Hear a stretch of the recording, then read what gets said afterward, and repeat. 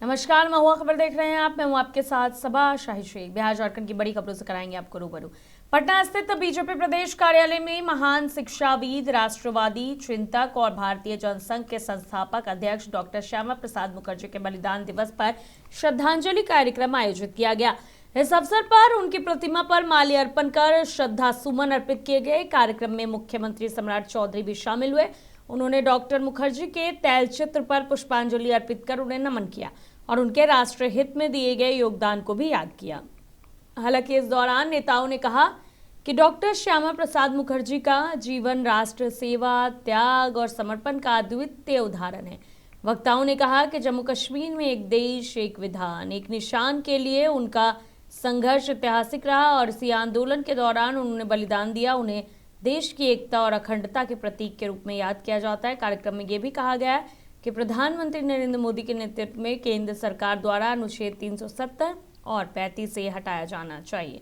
Doctor Mukherjee के सपनों को साकार करने की दिशा में एक महत्वपूर्ण कदम है, जिसे उनके प्रति सच्ची श्रद्धांजलि माना जा रहा है। नेताओं ने विश्वास जताया कि देश विकास और सुशासन की दिशा में आगे बढ़ते हुए उनके आदर्शों को आत्मसात कर रहा है। पटना से बड़ी खबर सामने आ रही है। राष्ट्रीय जनता दल प्रमुख लालू प्रसाद यादव के बड़े बेटे और पूर्व मंत्री तेज प्रताप यादव ने अपने सरकारी आवास में चोरी की शिकायत दर्ज कराई। इस मामले में उन्होंने अपने निजी सहायक मोतीलाल राय पर गंभीर आरोप लगाए। तेज प्रताप यादव द्वारा सचिवालय थाने में दिए गए लिखित आवेदन के अनुसार उनके आवास से करीब 20 लाख रुपए नगद, 2 तोला सोने की चेन, 1 सोने की अंगूठी, 4 नए drone, 2 hard disk, 1 iPad, 1 MacBook, 1 Lenovo laptop और 4 iPhone 17 pro max mobile phone गायब पाए गए हैं। तेज प्रताप का दावा है कि चोरी हुई 20 लाख रुपए की राशि पार्टी फंड की थी। शिकायत में यह भी कहा गया है कि घटना वाली रात करीब 11:30 बजे 2 लोगों ने मोतीलाल राय को एक बैग के साथ आवास की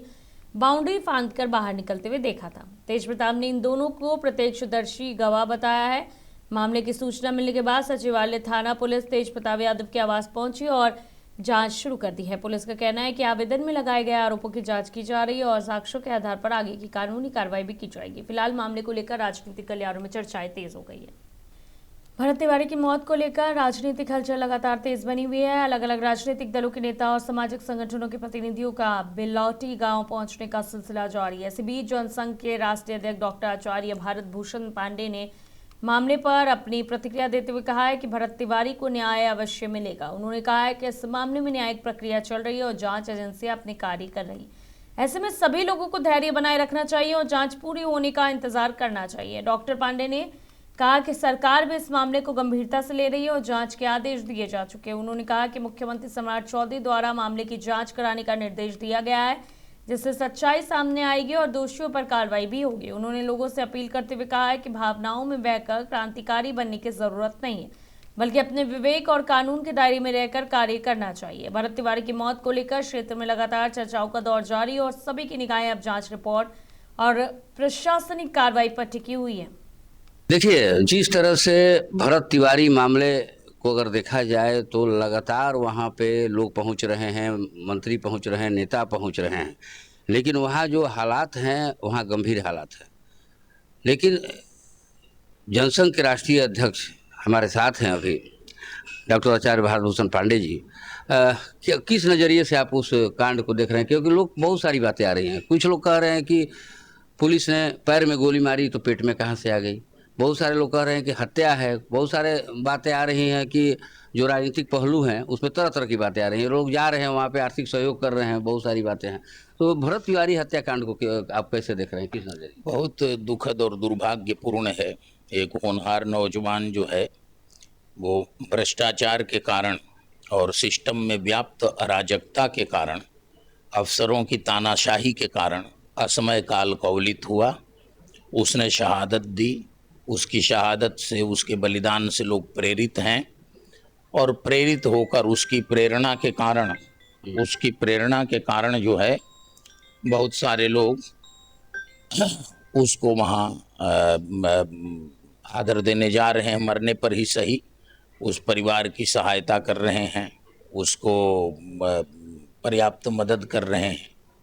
लेकिन यदि जीते जी ये कुछ लोग लगे होते तो जिस काम के लिए वो लड़ रहा था आज फिर यदि मान लीजिए एक वर्षा हो जाए तो जो वहाँ जवैनिया गांव के लोग जिनका पुनर्वास कराया गया है फिर पानी वो 10 फीट पानी के अंदर आ जाएंगे। उनका जीवन कितना नारकीय होगा।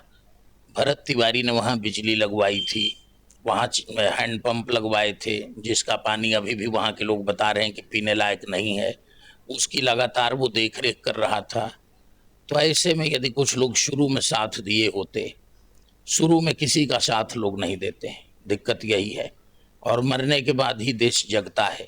लेकिन काश आगे और किसी को अच्छे कार्यों के लिए मरना न पड़े। अपेक्षा करता हूं कि शासन प्रशासन में भी संवेदनशीलता आएगी। न्याय मिलना चाहिए। तो न्याय मिलना चाहिए। न्याय जो है उम्मीद करनी चाहिए कि न्याय मिलेगा। तो देखिए न्याय मिलेगा, जिस तरह से भारत भूषण पांडे जी ने साफ तौर पर कहा है, और आने वाला समय बताएगा कि उनको कितना न्याय मिलता है।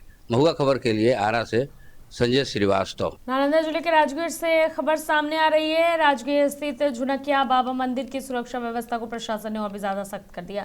दरअसल 14 जून को रात मलमास मेला देखने आए 2 युवकों पर चोरी का आरोप लगाते हुए कथित तौर पर मॉब लिंचिंग की गई थी, जिसमें दोनों युवकों की मौत हो गई थी। घटना का वीडियो सोशल मीडिया पर वायरल होने के बाद पुलिस ने त्वरित कार्रवाई करते हुए झुनकिया बाबा मंदिर के 4 साधुओं को गिरफ्तार किया। पुलिस जांच में अब तक कुल 8 लोगों की संलिप्तता सामने आई है और अन्य आरोपियों की गिरफ्तारी के लिए छापेमारी जारी है। वहीं इस घटना के विरोध में आज बिहार शरीफ मुख्यालय में भीम आर्मी के बैनर तले धरना प्रदर्शन किया जा रहा है। प्रदर्शनकारी दोषियों के खिलाफ कड़ी कार्रवाई और पीड़ित परिवारों को न्याय दिलाने की मांग कर रहे हैं। स्थिति की संवेदनशीलता को देखते हुए प्रशासन पूरी तरह से सतर्क है। राजगीर स्थित झुनकिया बाबा मंदिर और आसपास के क्षेत्रों में अतिरिक्त पुलिस बल की तैनाती की गई है। प्रशासन का कहना है कि कानून व्यवस्था बनाए रखने के साथ साथ मामले की निष्पक्ष जांच सुनिश्चित की जा रही है। फिलहाल पूरे जिले में इस घटना को लेकर लोगों की नजर प्रशासनिक कार्रवाई पर टिकी हुई है। हम मौजूद हैं राजगीर झुनकिया बाबा मंदिर। आप देख सकते हैं यहाँ पर सुरक्षा की अचूक व्यवस्था है। बता दें कि मलमास मेला के समय यहाँ पर 2 युवकों की मॉब लिंचिंग की घटना हुई थी। उसके बाद एक वीडियो वायरल हुआ और उसमें ये जांच पड़ताल में पाया गया कि जो मॉब लिंचिंग की घटना के पीछे जो हाथ है यहाँ के साधुओं का है। उसके बाद यहाँ से अभी तक 4 की गिरफ्तारी भी हो चुकी है। और उसके बाद आज बिहार शरीफ में मुख्यालय में भीम आर्मी का धरना प्रदर्शन जारी है और जो मॉब लिंचिंग का शिकार युवक हैं उनके पक्ष में उन लोग धरना प्रदर्शन कर रहे हैं। और उसके बाद जो यहाँ प्रशासन एहतियातन सुरक्षा व्यवस्था तेज कर दिया गया है। सरायकेला के गमरिया प्रखंड सभागार में विशेष गहन पुनरीक्षण यानी SIR कार्यक्रम को लेकर एक महत्वपूर्ण प्रशिक्षण कार्यक्रम आयोजित किया गया। इस प्रशिक्षण कार्यक्रम में संयुक्त मुख्य चुनाव आयुक्त सुबोध कुमार ने भाग लिया और निर्वाचन कार्यों की तैयारियों का जायजा लिया। इस दौरान उन्होंने प्रशिक्षण प्राप्त कर रहे BLO एवं BLO पर्यवेक्षकों से सीधा संवाद किया और मतदाता सूची पुनरीक्षण से संबंधित अलग अलग प्रक्रियाओं की जानकारी ली। संयुक्त मुख्य चुनाव आयुक्त ने ऑनलाइन प्राप्त आवेदनों के निस्तारण, एन्यूमरेशन और फॉर्म भरने, ऑनलाइन प्रतिवेदन तैयार करने और मतदाता सूची को अद्यतन करने के कार्यों की विस्तार से समीक्षा की। प्रशिक्षण के दौरान उन्होंने प्रतिभागियों से सवाल जवाब भी किए ताकि यह सुनिश्चित किया जा सके कि सभी कर्मियों को निर्धारित प्रक्रियाओं और दिशा निर्देशों की पूरी जानकारी है। सुबोध कुमार ने कहा कि विशेष गहन पुनरीक्षण कार्यक्रम को सफल बनाने के लिए व्यापक परीक्षण दिया जा रहा है। घर घर सत्यापन, ऑनलाइन आवेदन निष्पादन और मतदाता सूची के अद्यतन कार्य पर विशेष ध्यान केंद्रित किया गया है। उन्होंने कहा कि निर्वाचन आयोग का लक्ष्य मतदाता सूची को अधिक सटीक, अद्यतन और त्रुटि रहित बनाना है। कार्यक्रम में सहायक निर्वाचन निबंधक पदाधिकारी प्रवीण कुमार सहित कई अधिकारी और कर्मी मौजूद रहे। पता है कि भारतवर्ष में जो SIR की प्रक्रिया चल रही थी उसी क्रम में तीसरे फेज में हमारे झारखंड में भी SIR की घोषणा हो चुकी है और 30 जून से 29 जुलाई तक पहला जो इन्यूमरेशन फेज है, जिसमें किसी भी पोलिंग स्टेशन के मतदाता सूची में जितने भी लोग हैं सभी मतदाता का enumeration form, partially pre filled enumeration form सबके घर तक BLO के माध्यम से पहुंचेगा। ये कार्यक्रम 30 जून से 29 जून। रक्सौल में मुहर्रम पर्व को शांतिपूर्ण और सौहार्दपूर्ण वातावरण में संपन्न कराने के उद्देश्य से रक्सौल थाना परिसर में शांति समिति, मुहर्रम कमेटी और प्रशासनिक अधिकारियों की एक महत्वपूर्ण बैठक आयोजित की गई। बैठक में क्षेत्र की अलग अलग मुहर्रम कमेटियों के प्रतिनिधियों ने भाग लिया और पर्व से संबंधित कई महत्वपूर्ण सुझाव भी प्रशासन के समक्ष रखे। बैठक को संबोधित करते हुए डीएसपी मनीष आनंद ने कहा कि मुहर्रम के दौरान विधि व्यवस्था बनाए रखने के लिए व्यापक सुरक्षा व्यवस्था की जाएगी। संवेदनशील स्थानों पर अतिरिक्त पुलिस बल की तैनाती भी होगी और किसी भी प्रकार की अफवाह या उपद्रव फैलाने वालों के खिलाफ कड़ी कार्रवाई की जाएगी। उन्होंने स्पष्ट किया कि मुहर्रम जुलूस में डीजे पूरी तरह से प्रतिबंधित रहेगा और सभी कमेटियों को निर्धारित मार्ग का ही पालन भी करना होगा। वहीं आपको बता दें कि एसडीएम मनीष कुमार ने बताया कि संवेदनशील क्षेत्रों में अतिरिक्त सुरक्षा बल तैनात किए जाएंगे। साथ ही सीसीटीवी और ड्रोन कैमरों के माध्यम से पूरे आयोजन पर नजर रखी जाएगी ताकि किसी भी स्थिति से तुरंत निपटा जा सके। पदाधिकारी की अध्यक्षता में शांति समिति की बैठक हुई है रक्सौल थाना में। इसमें सारे जुलूस वाले से यही अपील किया गया कोई धारदार हथियार नहीं ले जाएंगे और डीजे के प्रतिबंध रहेगा और शांति के साथ अपना जुलूस लेकर जहां करबला है वहां तक जाएं। और मैं भी सबसे अपील करता हूं कि जितने भी आंकड़ा है रक्सौल में वो जो भी लोग निकलते हैं जुलूस लेकर वो अपना शांति के साथ अपना सौहार्द बनाए हुए और करबला तक पहुँचे। में जनता को प्रशासन के द्वारा निर्देश दिया जाता है। प्रशासन के वरीय पदाधिकारियों का जो निर्देश होता है यहाँ थाना से उसको फ्लैश किया जाता है, लोगों को बताया जाता है कि सरकार का और वरीय पदाधिकारियों का क्या निर्देश है। उसी के तहत आज डीएसपी एसडीओ और थाना प्रभारी महोदय द्वारा शांति समिति के बैठक में बताया गया है कि किसी तरह का डीजे का इस्तेमाल नहीं होगा। जो भी पहले से रास्ता इस जुलूस के निकलने का जो रास्ता था उसमें कोई तब्दीली नहीं है। कोई भी युवा वर्ग अगर बहुत ही उत्साहित हो गया और आपस में इस तरह का कोई इंटेंस कर रहा है तो उसका वीडियो बना के और थाना प्रभारी के मोबाइल पे भेजना है। आगे चल के अगर किसी तरह की कोई दुविधा हो रही है तो उसको तुरंत मजिस्ट्रेट और जो पदाधिकारी वहाँ हैंड ओवर उसको करना है। आपस के बातों को आपस तक सीमित रखना है।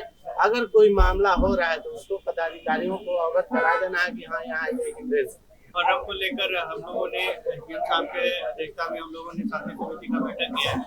मुख्य रूप से इसमें जितने भी जुलूस निकलेंगे उसमें जुलूस के मुख्य संचालक हैं उनको हम लोगों ने बुलाकर उनके साथ एक वार्तालाप और मीटिंग किया है। इसमें मुख्य रूप से निर्देश ये है कि सभी जितने भी जुलूस हैं उनको लाइसेंस लेना अनिवार्य है। डीजे का जो प्रयोग है वो पूरी तरह प्रतिबंधित है। अगर अभी पाए जाते हैं तो इस पर जो कानूनी प्रक्रिया हम लोग उसको अपनाएंगे। तीसरा जो है कि धारदार हथियार का प्रयोग नहीं करेंगे। चौथी जो एक महत्वपूर्ण बात है वो है डीजे का जुलूस का जो मार्ग है वो निर्धारण करना। जो संवेदनशील या अति संवेदनशील मार्ग है उस मार्ग से नहीं निकालेंगे। अभी हम लोगों ने ड्रोन का उपयोग किया था और ये बहुत कारगर होता है और ये साइकोलॉजिकली भी बहुत हम लोग का टारगेटेड रहता है। तो जहाँ भी उस तरह से सेंसिटिव जगह है वहाँ सभी थाना अध्यक्ष को भी ये निर्देश दिया गया है कि आप ड्रोन का प्रयोग करें ताकि कुछ भी असामाजिक तत्वों का मूवमेंट कुछ भी हो तो हम लोग आसानी से ट्रैक कर पाए और आगे कार्रवाई कर पाए। साथ ही हम लोगों ने पहले भी जितने भी शांति समिति के मेंबर्स हैं सबको फिर ये चीजें दोहराई है कि कोई भी अखाड़ा हो या कोई भी दल हो बिना जो है वो लाइसेंस का ना हो, जो भी जुलूस हो उसमें धारदार हथियार ना हो, जितने भी डीजे जो यूज करते हैं उनका पूरी तरह से बैन रहे। बिहार में नीट यूजी 2026 री एग्जाम के दौरान एक बार फिर बड़े सॉल्वर गैंग का पर्दाफाश हुआ है। लखीसराय जिले के हसनपुर स्थित उच्च विद्यालय परीक्षा केंद्र पर बायोमेट्रिक सत्यापन के दौरान मूल परीक्षार्थी की जगह परीक्षा दे रहे एक स्कॉलर को रंगे हाथों गिरफ्तार किया गया है। मामले का खुलासा होते ही पुलिस ने त्वरित कार्रवाई करते हुए मेडिकल छात्र मूल परीक्षार्थी संजीत, उसके भाई रंजीत कुमार और बायोमेट्रिक सत्यापन टीम के 6 कर्मियों समेत कुल 14 लोगों को गिरफ्तार कर लिया।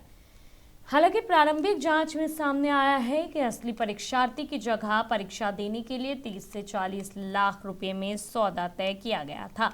गिरफ्तार आरोपी मंतोष ने पूछताछ में बताया कि पावापुरी मेडिकल कॉलेज के साल 2022 बैच के छात्र रविशंकर उर्फ सम्राट और रंजीत कुमार ने उसे इस काम के लिए तैयार किया था। इस गिरफ्तारी के बाद जांच का दायरा भगवान महावीर आयुर्विज्ञान संस्थान पावापुरी तक पहुंच गया है।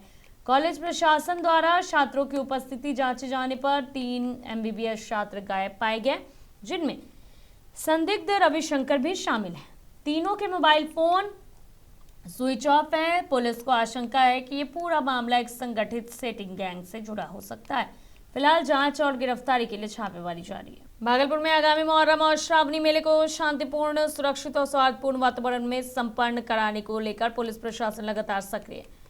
इसी सिलसिले में बाईपास थाना परिसर में पुलिस मित्र संगठनों की ओर से थाना अध्यक्ष रणवीर कुमार को सम्मानित किया गया। कार्यक्रम के दौरान पुलिस मित्रों ने उन्हें गुलदस्ता और फूलमालाएं भेंट कर उनके कार्यों की सराहना की।